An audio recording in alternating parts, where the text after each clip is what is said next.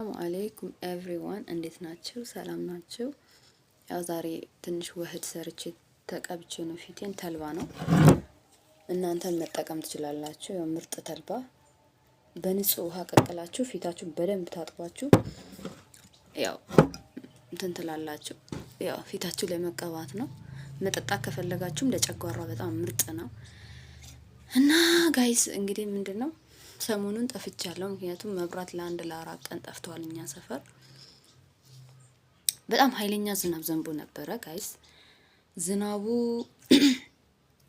በቃ በጣም ንፋስ ምናምን ነበረው። በጣም በቃ ቁጣ የተሞላበት ዝናብ ነበረ።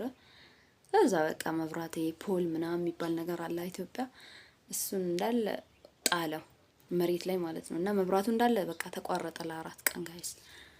እና የምር ግን እኔ ውጭ ሀገር እያለሁኝ እንዲህ አብዛኛውን ጊዜ ወደ ከተማ እወጣለሁ።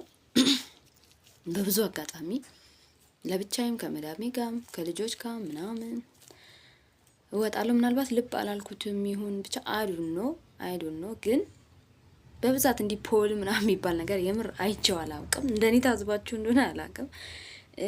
ሌላው ደግሞ ምንድነው በጣም የሚገርመኝ መብራት የማይጠፋው ነገር ነው የሚደንቀኝ። ለምሳሌ እኔ ቢያንስ እዛ 8-9 አመት ሰርቻለሁ፣ ግን የጠፋው ቢያንስ 2 ነው። አስቡት፣ በዛ ሁሉ አመታት ውስጥ መብራት 2 መጥፋት። እዚህ ግን ከመጣው ቢያንስ 2 አመት 3 አመት ሊሆነኝ ነው። በቃ በጣም ነው እንትን ማለት ላወዳድረው ሳይሆን በጣም ተገርሜ ነው። እና ጋይስ እናንተም ሪኮግናይዝ አድርጋችሁ ታውቃላችሁ እንዲህ ስትሄዱ ምናምን ወደ ከተማ ለጉዳይ ማለት ነው። ውጭ ሀገር እያላችሁ ለብቻችሁም ሊሆን ይችላል ከመዳማችሁ ኤኒቲንግ፣ ግን ይሄ ፖል ምናምን የሚባለው ነገር አስተውላችሁ ታውቃላችሁ? የምር እስኪ ንገሩኝ። እና ጋይስ እቺን ተልባ ተጠቀሟት፣ ለፊት በጣም ምርጥ ናት። ይመቻችሁ።